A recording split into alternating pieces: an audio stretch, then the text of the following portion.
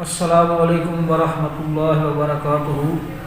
میرے محترم دوستوں اور بھائیوں، جیسا کہ آپ نے کل نماز جمعہ اور فضیلت جمعہ کے بارے میں گفتگو سنی، اور اس گفتگو کے اندر قرآن اور حدیث کے حوالے سے جو دلائل آپ کے سامنے رکھے گئے، ان دلائل کی روشنی میں آپ نے اس اہم عبادت کے متعلق جو کچھ جانا، اس میں مزید کچھ چیزوں کے اضافے کی اور ان کو سمجھنے کی ضرورت ہے۔ جمعہ کے متعلق ایک اختلاف پایا جاتا ہے امت کے دو طبقات کے درمیان۔ ایک طبقے کا یہ موقف ہے، بلکہ یوں کہہ لیں کہ اس دور میں یہ موقف جو ہے، یا یہ اختلاف بلکہ کہہ لیجیے، یہ اختلاف چند علاقوں تک سمٹ کر رہ گیا ہے۔ اگر آپ ڈیرہ اسماعیل خان میں جائیں، میاں والی میں جائیں، ڈیرہ غازی خان کی طرف جائیں، ان علاقوں کے اندر دیہاتوں میں جمعہ نہیں پڑھا جاتا۔ مفتیان اعظام کا فتویٰ ہے کہ جمعہ دیہات میں نہیں ہوتا، لیکن اس کے برعکس دیگر شہروں میں لاہور ہو گیا، فیصل آباد، جھنگ، سرگودا، یہ جو شہر ہیں یا یہ علاقے ہیں، یہاں دیہاتوں اور شہروں میں تمام جگہوں پر جمعے ہو رہے ہیں۔ اب سمجھ نہیں آتی ہے مفتیان کرام کی کہ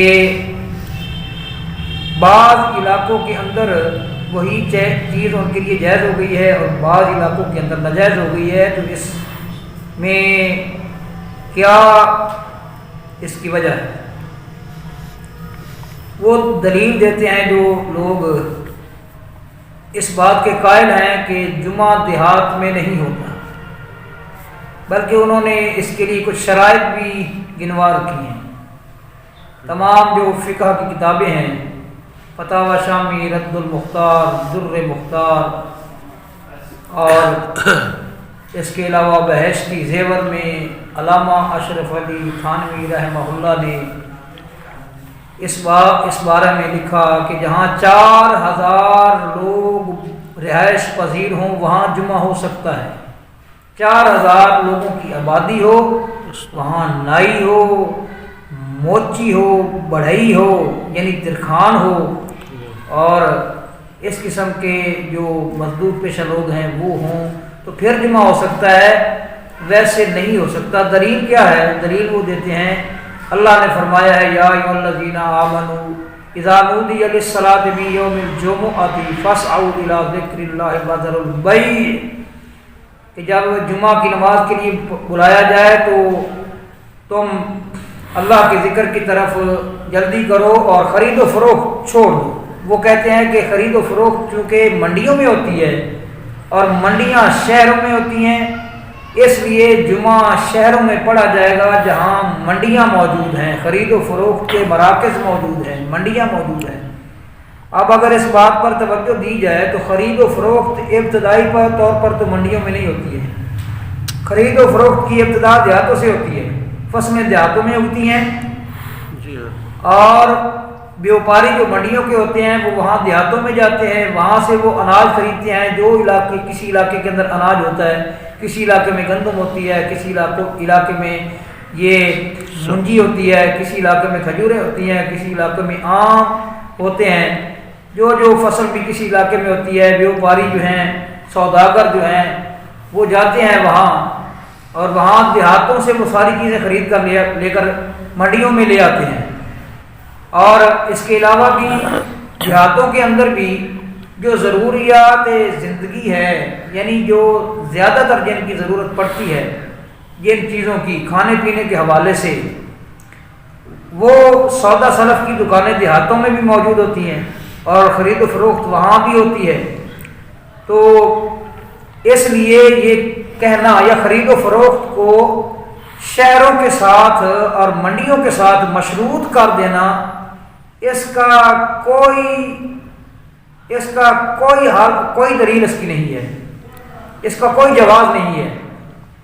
منڈیوں میں بھی خرید و فروخت ہوتی ہے، اور شہروں اور دیہاتوں میں بھی خرید و فروخت ہوتی ہے۔ خرید و فروخت صرف کھانے پینے کی چیزوں کی نہیں ہوتی، خرید و فروخت ڈنگروں کی بھی ہوتی ہے، اور یہ ڈنگر بھی سب سے پہلے دیہات سے ان کی خرید و فروخت شروع ہوتی ہے، شہروں میں بعد میں آتے ہیں، منڈیوں کے اندر بعد میں آتے ہیں۔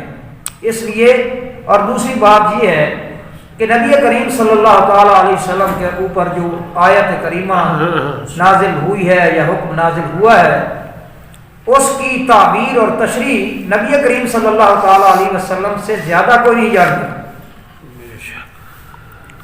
آپ علیہ الصلوۃ والسلام نے نابالغ کو اس حکم سے مستثنا قرار دیا، عورتوں کو جمعہ کی فرضیت سے مستثنا قرار دیا، حالانکہ اللہ تبارک و تعالیٰ نے جو اصطلاح استعمال کیا ہے وہ یا ایھا الذین آمنو، اے ایمان والو۔ اب ایمان والوں میں نابالغ بھی ہوتے ہیں، عورتیں بھی ایمان والوں میں ہی شامل ہیں، لیکن اللہ کے نبی صلی اللہ علیہ وسلم نے ان سے یہ ان پر جو بظاہر فرضیت نظر آ رہی تھی، محسوس ہو رہی تھی، اللہ کے نبی صلی اللہ تعالیٰ علیہ وسلم نے ان کو اس فرضیت سے مستثنا کر دیا۔ اب رہی بات کہ دیہات میں جمعہ ہونے کی دلیل کیا ہے؟ دلیل یہ ہے، یہ حدیث ابو ہریرہ رضی اللہ تعالی عنہ نے بیان کی ہے، حدیث کے سب سے بڑے مرکزی راوی، لیکن یہ ہمارے بھائی انہیں غیر فقیہ کہتے ہیں، غیر فقیہ صحابی۔ یہ بھی ان کا فیصلہ اور انتخاب جو ہے وہ عجیب فیصلہ اور انتخاب ہے کہ جو لوگ اپنے امام کو فقیہ کہتے ہیں وہ ایک سب سے بڑے حدیث کے راوی کو، احادیث کے راوی کو اور صحابی رسول کو غیر فقیہ کہتے ہیں۔ اللہ اکبر۔ وہ فرماتے ہیں اِنَّ أَوَّلَ جُمُعَةٍ جُمِّعَتْ بَعْدَ جُمْعَةٍ جُمِّعَتْ مَعَ رسول اللہ صلی اللہ علیہ وسلم بمکہ تھا، سب سے پہلا جو جمعہ نبی کریم صلی اللہ تعالیٰ علیہ وسلم کے مکہ کے اندر جمعہ ادا کرنے کے بعد جو جمعہ سب سے پہلا جمعہ جو پڑھا گیا وہ کہاں تھا؟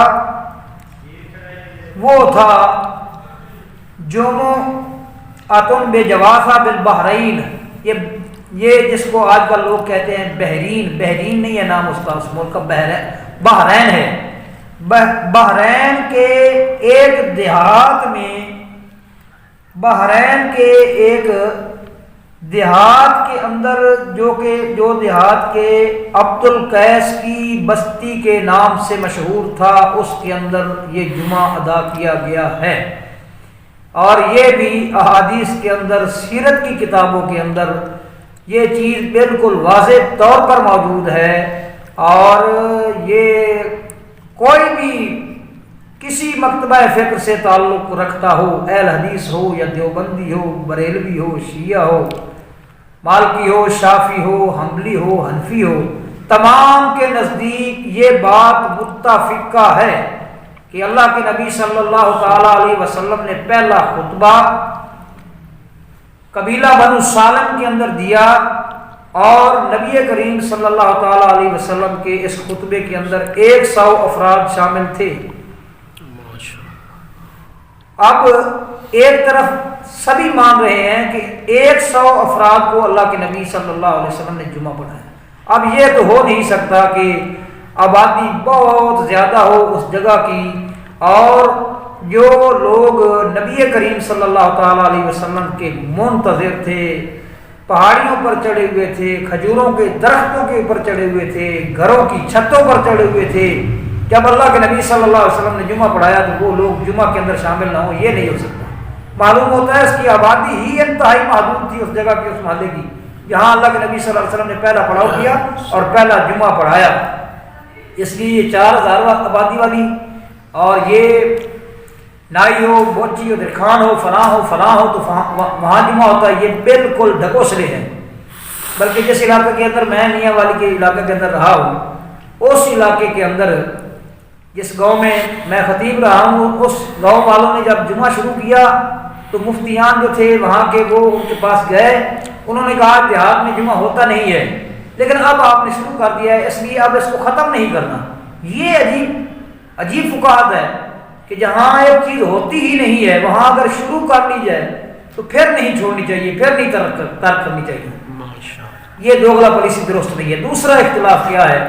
دوسرا اختلاف بھی اس بارے میں ہے کہ وہی ہمارے بھائی جو ہیں وہ جو تقریر ہے وہ بیٹھ کر کرتے ہیں، خطبہ کے جو عربی الفاظ ہیں وہ کھڑے ہو کر پڑھتے ہیں اور تقریر بیٹھ کر کرتے ہیں، اور وہ کہتے ہیں کہ تقریر اور چیز ہے، خطبہ اور چیز ہے۔ وہ اللہ کے بندو، جو اس دن جو اجتماع ہوتا ہے، یا نبی کریم صلی اللہ علیہ وسلم نے یہ اجتماع شروع کیا تو وہ شروع کس بنیاد پر کیا ہے؟ تقریر کرنے کے لیے، واعظ کرنے کے لیے، اور لوگوں کو یاد دلانے کے لیے، ان کو نصیحت کرنے کے لیے، وصیت کرنے کے لیے ہی تو اللہ کے نبی صلی اللہ علیہ وسلم نے یہ جمعہ جو ہے وہ شروع کیا اور شریعت نے یہ مشروع کیا۔ اگر تقریر کا اور خطبے کا آپس میں تعلق نہیں ہے تو پھر تقریر لوگوں کو جمع کرنے کا کیا مقصد ہے؟ فقط عربی الفاظ سنانے؟ حدیث میں آتا ہے کہ بہت بات حضرت عثمان رضی اللہ تعالیٰ عنہ کی شہادت کے بعد بھی ایک صحابی نے دیکھا کہ مروان بن حکم جو ہے وہ بیٹھ کر جمعہ پڑھا رہا ہے، تو اس نے بڑے غصے کا اظہار کیا۔ بعض روایات میں یہ بھی الفاظ آتے ہیں، بعض میں فقط یہ الفاظ آتے ہیں انظر الی ھذا، دیکھو اس کی طرف، یکتب قائدا، بیٹھ کر خطبہ دے رہا ہے، اور اللہ نے قرآن مجید میں فرمایا ہے وَتَرَكُوكَ قَائِمًا، اے اللہ کے نبی صلی اللہ علیہ وسلم آپ کو کھڑے کھڑے کو لوگ چھوڑ کر لوگ چلے گئے، کھڑے کھڑے کو، یعنی قرآن نے یہ دلیل قائم کی ہے کہ اللہ کے نبی صلی اللہ علیہ وسلم کھڑے ہو کر جمعہ پڑھایا کرتے تھے۔ اور بعض روایتوں میں یہ الفاظ بھی آتے ہیں، انہوں نے کہا انظروا الی ھذا الخبیث، اس خبیث انسان کی طرف دیکھو، یہ بیٹھ کر خطبہ دے رہا ہے۔ حالانکہ اللہ کے نبی صلی اللہ علیہ وسلم کھڑے ہو کر خطبہ دیتے تھے اور اسے ٹانگ سے پکڑ کر گھسیٹ کر مسجد سے باہر پھینک دیا۔ سمجھ آئیے؟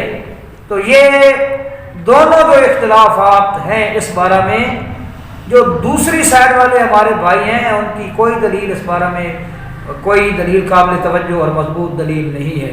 جن کے دلائل یہ ہیں کہ دیہات میں بھی جمعہ پڑھنا چاہیے اور جمعہ کا خطبہ بھی کھڑے ہو کر دینا چاہیے اگر کوئی مجبوری نہ ہو، ان کے دلائل زیادہ مضبوط ہیں۔ اب بات یہ ہے کہ جمعہ والے دن انسان کو کیا کرنا چاہیے، اس بارے میں پہلے کچھ چیزیں آپ کو بتا چکے ہیں۔ باقی یہ ہے کہ جب انسان مسجد میں آئے جمعہ والا دن تو اس کو کتنی رکعت نماز پڑھنی چاہیے۔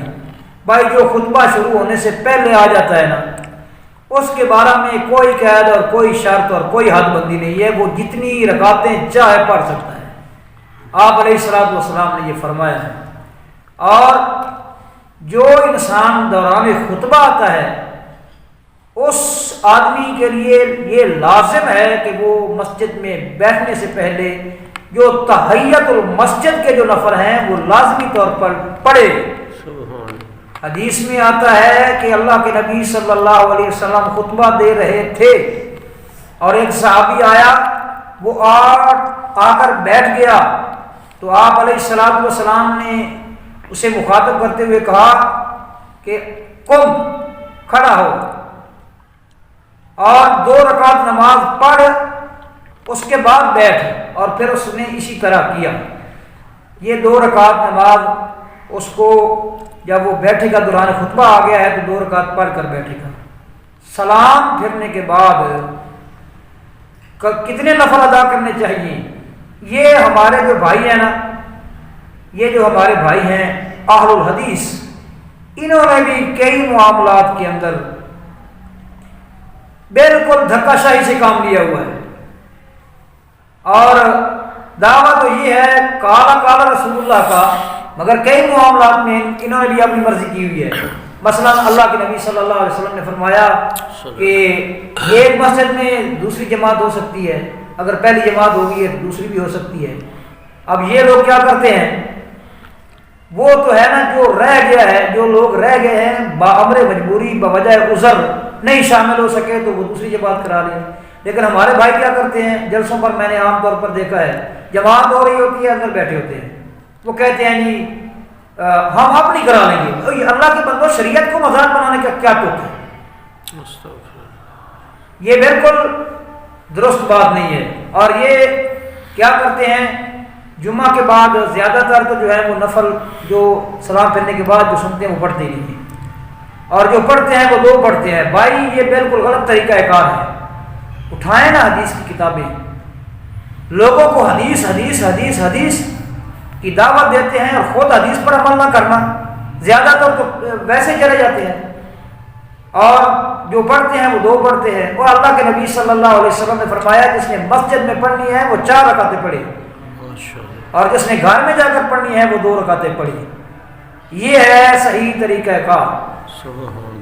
جب یہ تمام چیزیں وہ اختیار کر لے گا تو پھر ایسے انسان کی جو اس عبادت پر, اس جمعہ کی نماز پر توجہ دیتا ہے, اس کی شریعت محمدی نے کس قدر حوصلہ افزائی کی ہے. آپ علیہ الصلوۃ والسلام نے فرمایا کہ جو آدمی جمعہ کی نماز ادا کرتا ہے, یہ حدیث آئی ہے, یہ اوس بن اوس نے بیان کی ہے نبی کریم صلی اللہ علیہ وسلم سے, آپ علیہ الصلوۃ والسلام کے صحابی سے.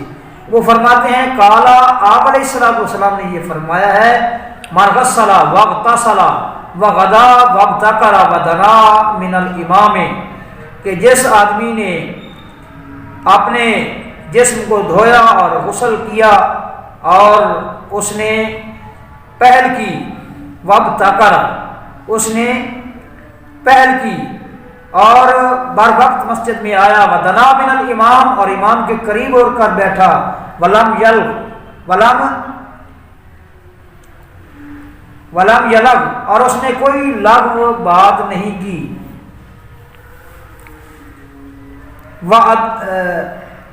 کان لہ بکل خطوۃ اعمال سانتن صیامھا و قیامھا.